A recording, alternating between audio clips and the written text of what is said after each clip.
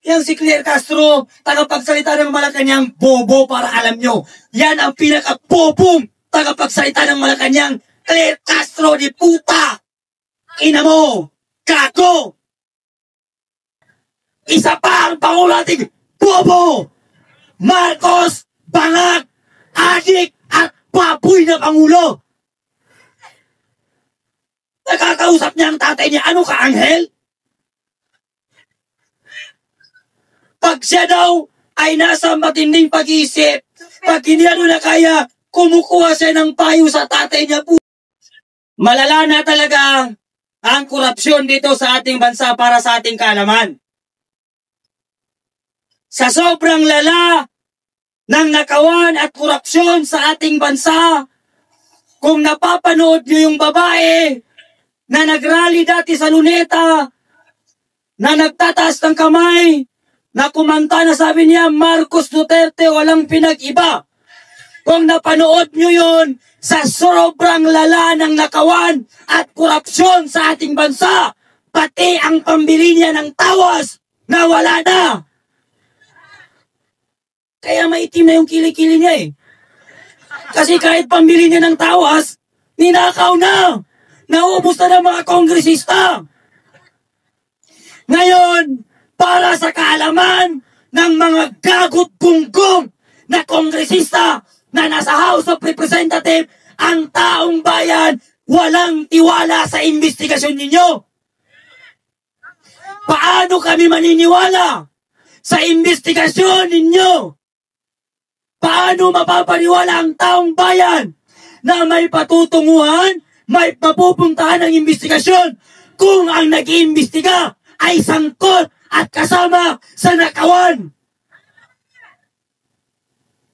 Paano ka maniniwala sa tenggi-tenggi na investigasyon na yan? Bakit puro kayo Diskaya, overload na yung Diskaya? Kung Paris lang si Diskaya, siguro natsawa ng mga tao. Puro Diskaya eh. Bakit hindi may patawag yang saldi ko na mukhang burat? Pati yang si Martin Romualdez, ba't di mapatawag? Saan na yung magaling na congressman na si Abante, na utak-hipon, na naghalo ang tae pati utak, na hindi kayang paghiwalayin ang tama't mali?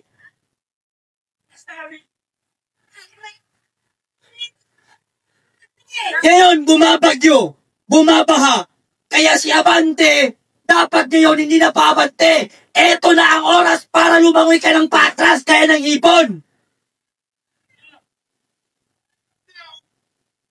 Mga bugok itong nasa House of Representatives, mga bobo. Kung nanonood kayong mga congressman, kayong mga yawa kayo, mga gago, mga walang alam sa batas, mga bobo na congressman. Isa pa itong si Tito Soto. 1,000, isang lubog sa baha. Yan. Maputi na yung buhok niya, tumanda na sa Senado pero bugok pa rin ang tanga. Ngayon lang ako nakakita ng mga congressman at senador ng mga bobo. Dati, maliit pa ako, nanonood ako ng hearing sa Senado. Panahon nila Senator Defensor, may Meriam Defensor. Talagang tagisan ng talino. Ngayon, tagisan ng bobo. Isa pa ang Pangulo natin, bobo. Marcos, bangag, adik, at baboy na Pangulo. Nakakausap niya ang tatay niya, ano ka, anghel? Pag siya daw ay nasa matinding pag-iisip, pag hindi na kaya, kumukuha siya ng payo sa tatay niya. Tanggap na namin na bobo ka at adik ka. Pero wag mo namang patunayan. Pedro yun! San Pedro! Ano siya? Si San Pedro? Tapos yung tatay niya si San Miguel? Ano kayo, San Miguel? Tignan niyo yung zona niya. Sabi niya, 5,500 na ang natapos naming flood control project at mas marami pang natatapos. Mr. President, saan mo nilagay? Binangga ng barko o pinambili mo ng shabu? Ngayon naman sabi niya, marami na ang lugar na ating pinatubigan at mas marami pa tayong patutubigan. Putang ina mo! Sa sobrang dami ng tubig mo, ang daming batang minamatay, ang daming batang binaha. Anong tingin mo sa Balintawak, irrigation? Anong tingin mo sa Quezon City at sa Manila? Irrigation, palayan? Pinatubigan mo kami, gago? Gunggong na Pangulo, si Bongbong Marcos! Ngayon, meron pang mas bobo sa kanya. Alam niyo kung sino? Si Claire Castro, di puta, di bobo, di hampas lupa, di gago! Sabi ni Claire Castro, busy ang ating Pangulo. Ang dami niyang ginagawa para umunlad ang inukumya. Bobo! Bobo si Claire Castro! Gago! Yang si Claire Castro, tagapagsalita ng Malacanang, bobo para alam nyo. Yan ang pinaka-bobong tagapagsalita ng Malacanang. Claire Castro, di puta! Ina mo! Gago! Masarap pala magbura ng politikong magtanakaw. Ang sarap sa pakiramdam, magbura ng mga bobong nakaupo. Baka sabihin nyo, si Kuya Park pala mura. Panay gago, panay gago. Eh, totoo naman mga gago kayo, mga bobo kayo, mga inayo pa kayo eh. Mas masakit pa yung nararamdaman namin kaysa sa mura. Yung lumulusong kami sa baha, hindi kami makatulog ng maayos. Yung mga kabataang walang makain, walang perang pampaharal ng school, yung mga magulang namin na nagtatrabaho sa loob ng 24 hours para may mapakain sa amin, para may pang-aral ang mga estudyante, mas masakit pa yan sa mura namin. Nasubukan niyo bang sumakay ng jeepney? Yung pag-alis mo ng bahay, press na press. Pagdating mo sa trabaho, para kang lumpiang sinuso sa mantika. Eh sila naka-aircon. Tapos meron pang sumusunod na pulis. Wang, wang, wang, wang. Wang, wang, wang. Dati yung buhaya walang bodyguard. Ngayon buhaya may bodyguard na pulis. Akala ko ang buhaya dati nasa tubig lang. Ngayon nasa Maynila. Kongreso! Akala ko dati ang buhaya tao lang ang kinakagat. Ngayon pati pera kinakain na nila. Kaya yung mga bumibisita dito bukas, mag-ingat kayo, baka pati yung mga barya sa bulsa nyo kainin ng mga congressman. Tignan niyo yung barko. Palaging nasa dagat pero hindi lumulubog. Kasi kapitan lang ang meron sa loob ng barko. Walang congressman. Dito lumulubog tayo kasi ang daming congressman. Mga magnanakaw. Di ba? Sana yung mga gagaling nating congressman. Magaling lang ba kayo magnakaw? Kaya tandaan natin, sa mga susunod na taon, mga susunod na henerasyon, walang Marcos na dapat maupo. Kasi ang mga Marcos, magnanakaw. Magnanakaw yan sila. Wala na akong masabi. Maubos na naman ang boses ko. Pero bukas meron pa yun. Hanggat may buhaya, may boses ang taong bayan. Dumating ang pulis sa bahay namin sa Mindanao, 3 ban sila. Yung lola ko, muntik ng may stroke. Ikaw ba naman dumating ang pulis 3 ban? Puro armado. Ano ako? ISIS? 3 ban na pulis pupunta. Pagdating nila, mag-aatid lang pala ng sapina. Ang bilis naman ng sapina ni Kuya Park. Yung isang vlogger naman nag-caption, headshot. Inuli ka agad ng NBI, nakakulong, walang investigasyon.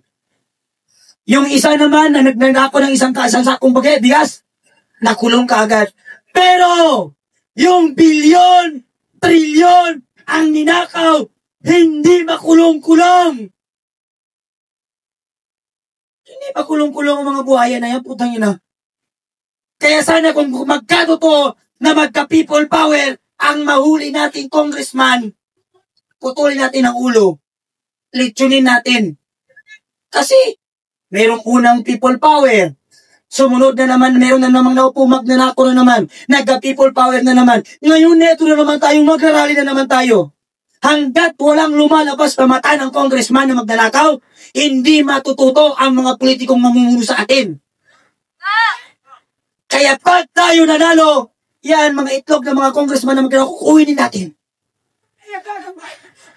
Pati mga brick nyo, kunin namin sa amin yan. Yang si Jela Alonte, napakakapal ng mukha mong Jela Alonte kang putang ina mo. Ang kapal ng mukha mag-post-post sa IG niya. Wala akong utang na loob sa mga Pilipino. Tapos sabi niya, fuck you ka rin gago. Yang pambili mo ng napkin, pambili mo ng pante, yang pang-aircon mo, pagkain mo, pera ng taong bayan. Hindi naman kayo farmer eh. Hindi naman kayo namamasada. Hindi naman kayo nagtatrabaho. Mga batuhan kayong politiko kayo. Yung kinakaon nyo, pinapasahod sa inyo, pera ng taong bayan. Kaya si Kiko Barzaga ngayon, napilitan lumabas. Bakit? Isa siya sa pinakamaraming may binabayarang tax. Kasi siya ang may pinakamaraming pusa sa Pilipinas. Tama! Kada yung pusa niya, kumakain yung pusa niya, bibili siya ng pagkain ng pusa, may tax na naman yun. Kaya sa sobrang dami ng binabayarang tax, napilitan siyang lumabas. Dahil isa siya sa may pinakamarami at pinakamalaking binabayarang tax si Congressman Kiko Barzaga kasi sobrang dami ng pusa niya. Meow, meow. Aw, aw, aw, aw. Di ba? Meow, meow, meow, meow. Eh, yung may mga kalapate, may mga ibon, may mga pusa, manok, kahit ano, lumabas kayo! Magsama-sama tayo bukas! Pakitain nyo, dalhin nyo ng mga tain nyo! Mga diaper ng anak nyo, dalhin ninyo! Dalhin natin! Magkaisa tayo! Kakamping ka man, Duterte ka man, Dilawang ka man, ano ka man, magkaisa tayo! Ikaw na Duterte suporta sa anong pinaglalaban mo? Korupsyon! Ikaw na makadilawan, korupsyon ang pinaglalaban mo. Ikaw na dilawan, korupsyon ang pinaglalaban mo. Bakit hindi tayo magkaisa? Saka na tayo mag-wrestling pag napaalis natin ang pinakamalaking magnanakaw sa bansa natin, si Bongbong Marcos. Magkaisa muna tayo ngayon. Pagkatapos, mapapala natin si BBM, saka tayo mag-rambulan ulit. Diba? Correct. Ngayon, meron tayong pinakamalaking hinaharap. Ano yun? Hindi si Duterte, Ayun. hindi si Rizon Tiveros, hindi si Leno Robredo, si Bongbong Marcos na magnanakaw. Kaya etong mga loyalista na nagpapakalat ng puta ko, pumunta ako sa police station, nagpapakulong ako, ayaw akong hulihin. Ayun sa'yo. Wala akong pampiyansa. Number one, sabi ng pulis sa akin, bakit ka magpapakulong? Sabi ko, sir, diyan sa loob ng kulungan, hindi ka na magtatrabaho, hindi mo po problema ng pagkain mo. May pagkain na dun eh. Kaya ikulong mo ako. Tumakbo yung mga pulis. Ayaw akong kulungin. Pumunta pa ako ng krami. Sabi ko, sir, maubusan ng papel ang Pilipinas, kakapadala ng subpina sa akin.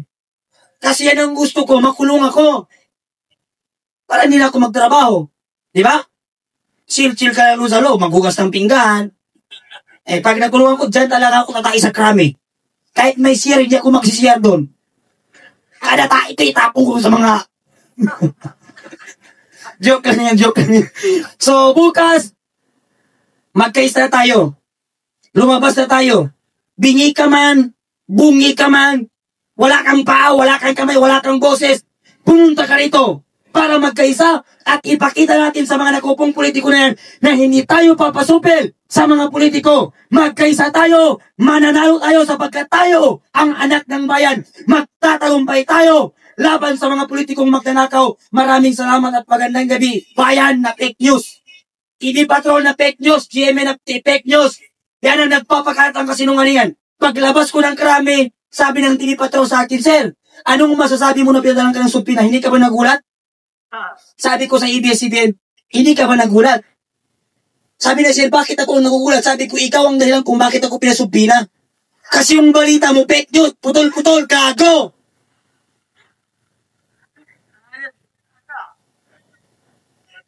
Okay. Maraming salamat po, Kuya Park. Sana naintindihan at narinig ng ating mga kataas-taasan, hanginaing ng taong bayan, lalo na po ang mga ordinaryong Pilipino. Yung iba dyan na nanonood sa social media, lumabas na po kayo at makiisa sa gaganapin natin bukas at tayo ang tatapos sa korupsyon na nangyayari ngayon sa ating bansa. Tayo ang lalaban para sa ating inang bayan. Ngayon po, bago tayo mag-candle lightning, natawagan ko ng pansin si Pastor Saldi Contrata from Fitugo, Quezon. No, mula siya sa Quezon, pumunta siya dito para makisa sa ating laban ngayong gabi. Magandang gabi po, Bansang Pilipinas, mga kababayang Pilipino. Narinig po natin yung mga hinaing at daing. Ang protesta po ay hindi masama sapagkat ito ay pagsasalita ng hindi pagsang-ayon. Ang panawagang ito, ang rallying ito, para magkaisa po tayo, kagaya ng ating mga napakinggan. Panahon na para manindigan kung ano yung tama at katotohanan. Hindi lang sa katangian ng iilan, kung ano ang kulay, kung ano ang pinaglalaban. Matuto tayong tumingin sa sarili nating kapakanan. Lahat tayo, anuman po yung ating kulay, anuman po yung ating paniniwala at reliyon, tayo pong lahat ay apektado. Naranasan po natin yung kalamidad, bagyo, lindol. Pero hindi pa yan ang malaking pinsala. Magising po tayo, Bansang Pilipinas, ang malaking dilubyo na nakakatakot. Hindi yung biguan, hindi yung Apo-Laki kaldera, ang napakalaking dilubyo na natalis ng hinaharap ng kaapwa-apuhan natin ay walang ibang korupsyon. Ako po ay naantig ang damdamin dahil wala pong mga kinatawan ng mga reliyon at simbahang nagsasalita. Sa panahon pong ito, nakita po natin yung sistema, yung gumagawa ng batas, binabaluktot ng batas. Yung namumuno, walang alam, hindi na maasahan, bulag sa katotohanan, bingi sa katarungan. At yung ating hukuman, may pinipili lang. Tayo ngayon ay naiipit dahil sa kagustuhan lang ng iilan. Hindi na gobyerno ang umiiral, kundi isang sindikatong legal. Ito po, yung mga pinaglalaban ng ating mga kasama. Ako po ay tumatayo bilang katawan ng simbahan. Ayon sa katuruan ng Panginoong Hesus, sinabi niya sa Mateo chapter 10, verse 27-28. Ang sinabi ko sa dilim, ipagsigawan ninyo sa liwanag, asya nga nangyayari. Walang bagay na maitatakot. Kaya nga ito po, lahat ay lantad na, lahat ay hayak. Pero makikita natin, tila baga lalong pinagkakait ang katarungan. Kaya po ako'y umaapila sa lahat po ng ating mga kababayang Pilipino. Mag-isip po tayo ayon sa ating sarili, magkaroon tayo ng personal conviction. Hindi po sa majority na opinion ng iba. Tingnan mo ngayon ang iyong sarili, ang iyong pamilya. Makikita mo yung bigat ng epekto na nangyayari sa ating bayan. Kaya nga, wala tayong magagawa. Kaya nga lahat ito ay pinahitulot. Yung karunungan ng tao, walang magagawa. Yung lakas ng tao, walang magagawa. Kaya nga, pinakikita ng nangyayari sa kasalukuyan, yung mga kalamidad, palatandaan ang hindi kayang gawin ng tao, kaya ng Diyos. Kaya nga nakita ko, napansin ko po kanina, kapagtaan ko, prayer rally po ito. Kaya nga po ay kinunbik bilang kinatawan ng Diyos at tagapagsalita, dahil nasusulat naman sa banal na kasulatan bilang babala. Ang sabi doon, kinakailangan na yung mga tao at pinuno hindi nagpapairal ng katarungan, makinig po kayo, darating po ang hatol ng Diyos. Dahil siya ang nagsabi, hindi siya nalulugod sa mga hindi nagpapairal ng katarungan. Yung mga lihim na daing ng maliliit na mamamayan na tinatapak-tapakan ng karapatan, umabot na po sa sukdulan. Darating po yung panahon at pagkakataon, hindi sa bilang, hindi sa dami. Kagaya nga na nasusulat sa banal na kasulatan, not by might nor by power, but by the Spirit of God. Dalangin ko po tayong lahat na narito ngayon, alam ko po, nagbabaga po ang puot sa inyong dibdib, pero malaki po ang magagawa, hindi lang yung ating sigaw, kundi yung ating panalangin. Sabi po ng aklat ni Santiago, the prayer of the righteous is powerful and effective. Makapangyarihan, epektibo, garantisado. Kaya nga hindi sa bilang, hindi sa dami. Kayang baliktarin ang kapangyarihan ng Diyos kahit ang kalikasan. Kaya sa lahat ng naaabot po ng broadcast ng live na ito, saan man kayo naroon, pansinin ninyo, pag-isipan ninyo, ang nakasalalay dito hindi na kung sinong leader o anong kulay. Ang nakasalalay dito ang ating karapakatan, kinabukasan ng inyong mga anak. Manindigan tayo sa katotohanan. Makita po natin na yung nangyayari sa ating gobyerno, sarswela. Hindi po natin makikita yung katotohanan. Yung COMELEC na dapat ay naglalagay o gumagabay para sa tama na pagpili ng mga tao, sila pa'y nangunguna sa kasinungalingan. At ito naman po ay inihula ng banal na kasulatan sa Mateo 24. Sa last days, magiging rampant ang deception. At ito yung panahon, nalalambungan na po yung katotohanan ng pandaraya at tama po sinabi ni Captain Ray. Kung alin yung nagsasabi ng totoo, yun yung pinipigilan. Kaya nga panahon na para ngayon magising po tayo sa katotohanan. Tingnan mo ang sarili mong kapakanan, hindi yung iilang nakikinabang. Pansinin mo ang iyong sariling sambahayan na nahihirapan. Hindi mo nakikita ngayon pero aanihin mo. Panahon na para tayo manindigan. Kaya nga, liwanag po ang kailangan natin. Kaya pansinin po natin, hindi po ito sa bilang, pansinin po natin sa gitna ng dilim, may isa lamang ilaw, malayo na po ang naabot. Mahigit po tayo sa isa. Kung yung ilaw at katwiran ng bawat isa, yung katotohanan na dapat natin pinaglalaban, hindi na ito sa anumang paniniwala, kung anong partido, kung anong kulay. Ang dapat po nating paniwalaan, kinabukasan ng sarili nating sambahayan ang nakasalalay.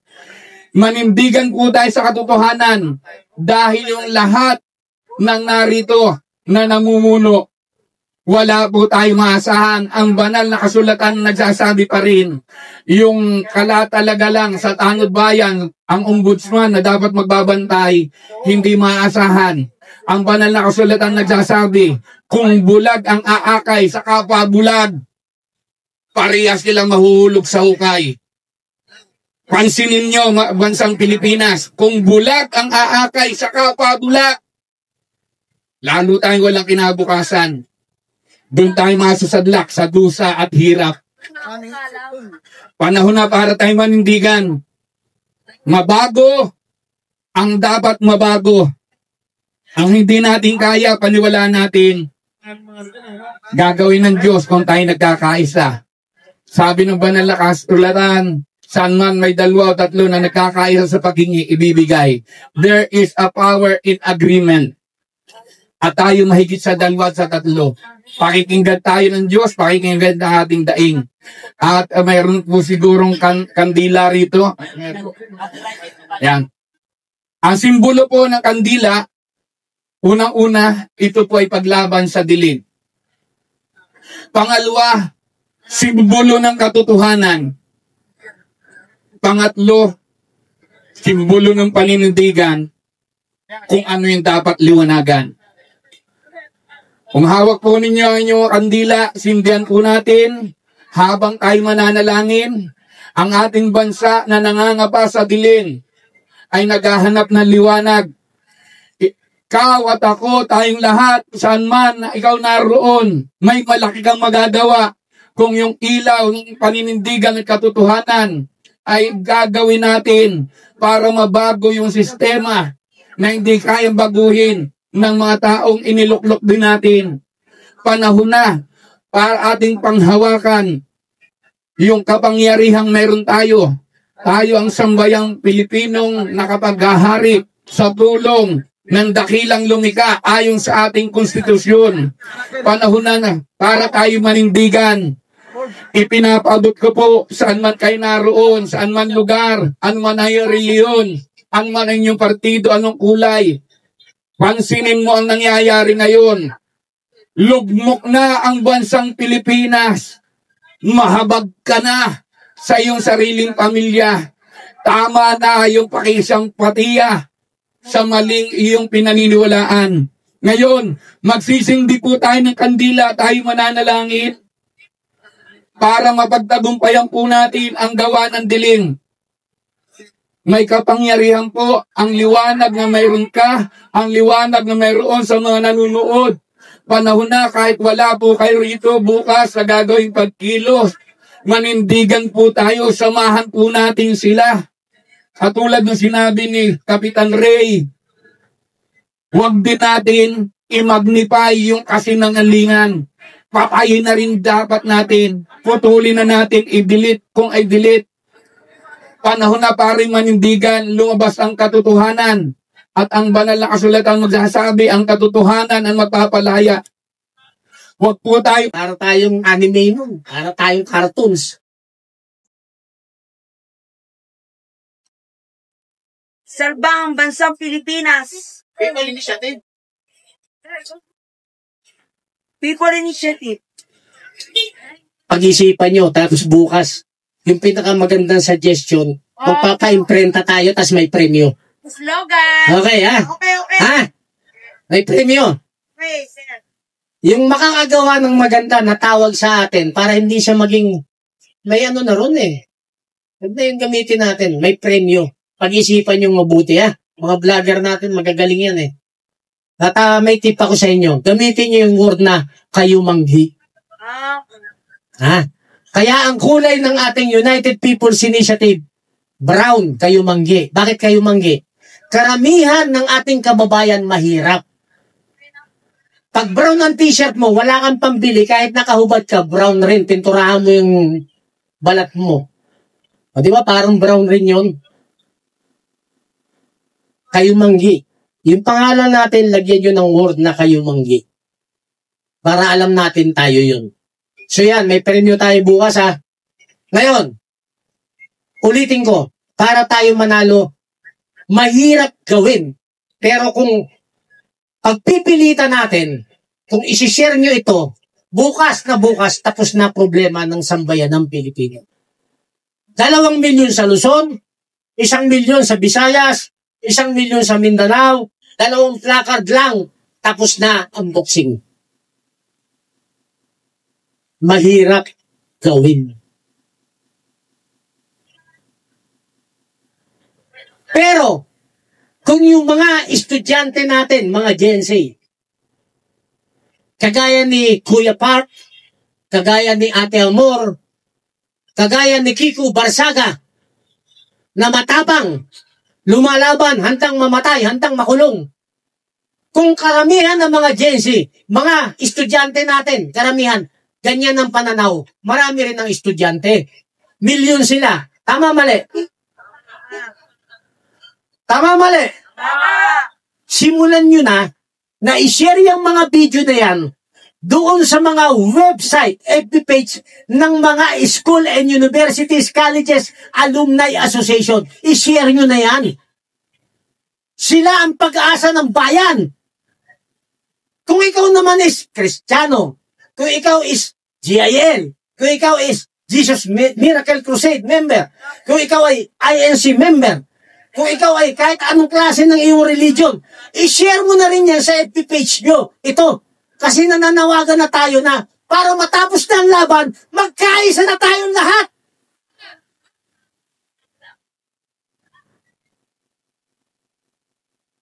I-share nyo. Yun ang mapayapang pamamaraan para manalo tayo. Walang iba.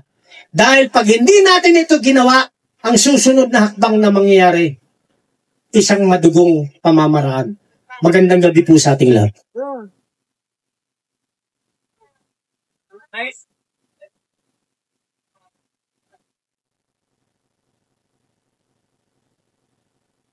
Okay, maraming salamat po, Sir Ray.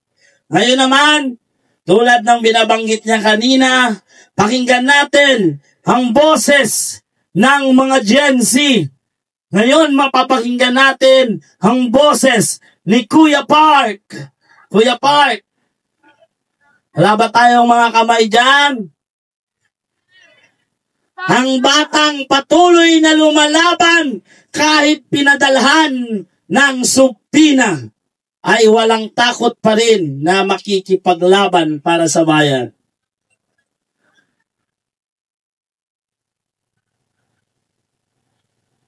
Ay, ang hirap pag huli ang hawak ng microphone kasi iba na ang simoy ng hangin. Mabuhay si Captain Ray. Mabuhay tayong lahat. Kasi talagang iluwal ko muna to kasi parang maanghang.